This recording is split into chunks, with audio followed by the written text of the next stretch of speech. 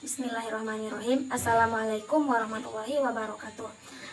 Perkenalkan, nama saya Mutiara Yusuf dengan NIM 0801203404. Saya berasal dari kelas IKM 3 atau SI.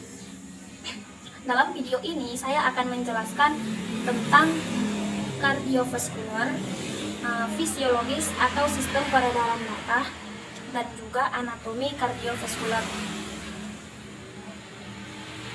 Baiklah, lanjut saja. Yang pertama, kardiovaskular.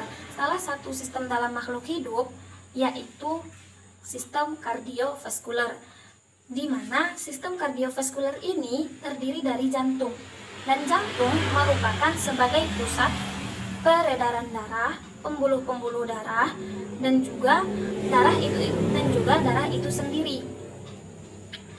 Jantung adalah organ berotot dan berongga yang terletak di tengah toraks, dan jantung juga menempati rongga di antara paru-paru dan diafragma.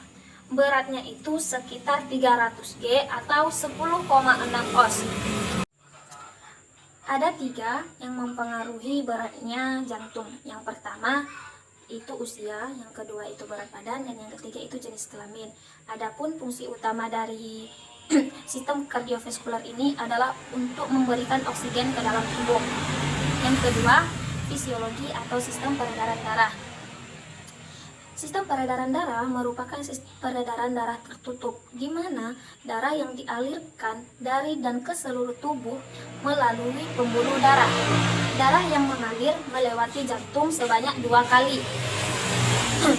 Lalu, mereka itu disebut peredaran darah ganda.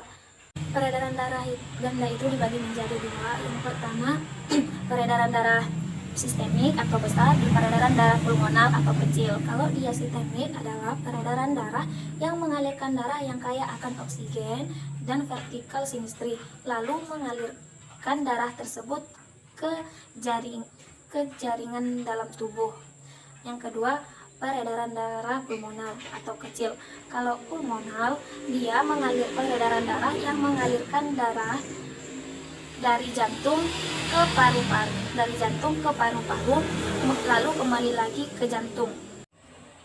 Ada 2 jenis sistem peredaran darah. Yang pertama, sistem peredaran darah terbuka. Kalau dia sistem peredaran darah terbuka, artinya sistem peredaran darah dan cairannya tidak selamanya berada pada pembuluh darah. Kalau dia yang kedua, sistem peredaran tertutup. Kalau dia tertutup adalah sirkulasi peredaran darah melalui pembuluh darah. Ada 8 jenis anatomi sistem kardiovaskular. Yang pertama, atrium dextra, yang kedua ventricle dextra, yang ketiga atrium sinistra, yang keempat ventricle sinistra, yang kelima katup tricus pedalis, yang keenam katup mitral, yang ketujuh dia katup aortik, dan yang kedelapan vena cava superior dan inferior. Anatomi jantung. Jantung manusia terdiri dari 4 ruangan. Ruangan-ruangan tersebut yaitu 2 serambi atau atrium dan 2 bili atau ventrikel. Masing-masing dari serambi ini terdapat pada sebelah kanan dan di sebelah kiri jantung.